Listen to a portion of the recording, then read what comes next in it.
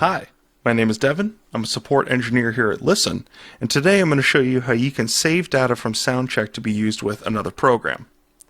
SoundCheck features some incredibly powerful post-processing tools, and you may want to take that data and import it into another program. Here I have a sequence that demonstrates some of the save and autosave options available to you. If you need to do reporting using Excel, SoundCheck has an autosave to Excel step template. Here you have options to format the Excel document. Once the sequence reaches this step, it will take whatever data I have selected within this step, and I can have it overwrite data from the previous run of the sequence, or I can append the new data.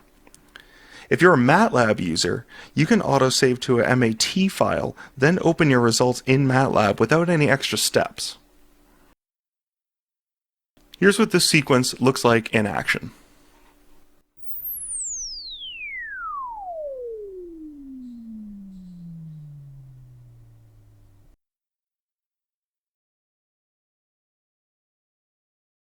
Now, if I navigate to the file path where I've had the sequence save the Excel and Matlab file, I can open them.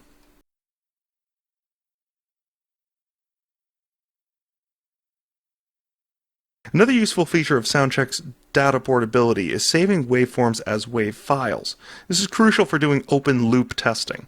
One easy way to do this is by going to the memory list, navigating to the Waveforms tab, right-clicking on my waveform, and saving data as a WAV file. Choose your scaling, then choose your file name, and you're done.